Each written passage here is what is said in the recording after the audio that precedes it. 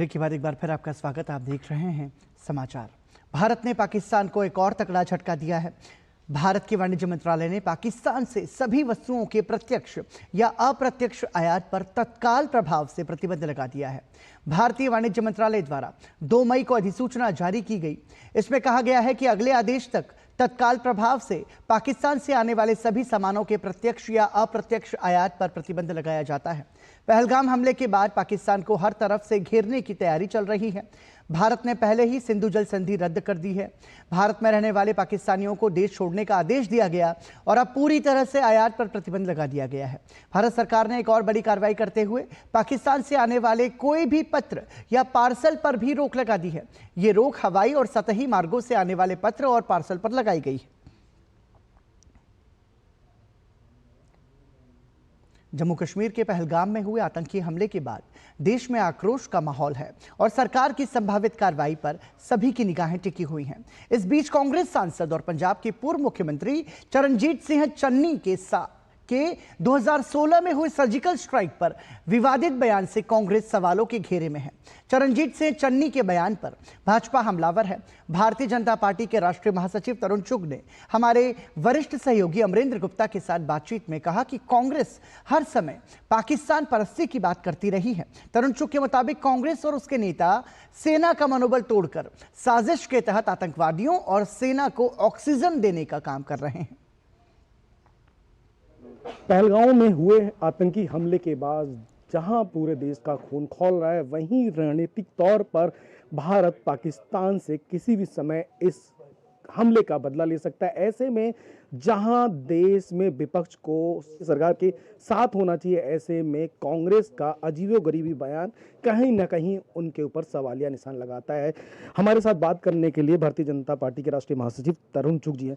पंजाब के पूर्व मुख्यमंत्री सांसद चरणजीत सिंह चन्नी ने देश की सेना का अपमान किया है, देश की सुरक्षा एजेंसियों का अपमान किया, पूरे राष्ट्र का अपमान किया। ये कांग्रेस की पाकिस्तान प्रस्त सोच का जीता जागता उदाहरण है। कुंठित मानसिकता से ग्रस्त एक खास वोट बैंक को खुश करने के लिए कांग्रेस बार बार देश के जाबाज सुरक्षा बलों का, देश की वीर सेना का मनोबल तोड़ने की कोशिश कर रही है। और वही भाषा बोल रही है जो भाषा पाकिस्तान का मीडिया या ISI बोल रही है। इस घटना के बाद पूरा विपक्ष कहीं ना कहीं सरकार के साथ था।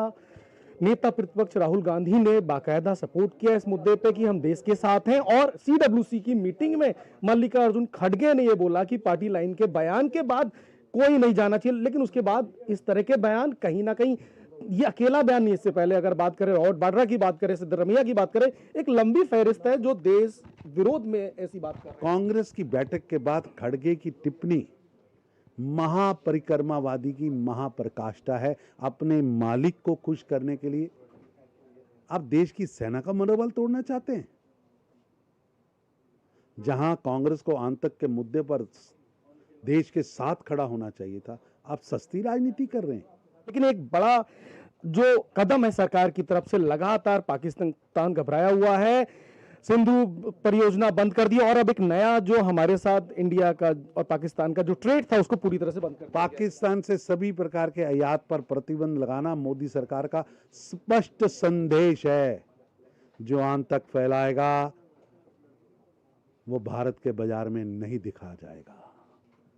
ये निर्णय केवल व्यापारिक नहीं है, बल्कि राष्ट्रीय सुरक्षा और सम्मान का सवाल है।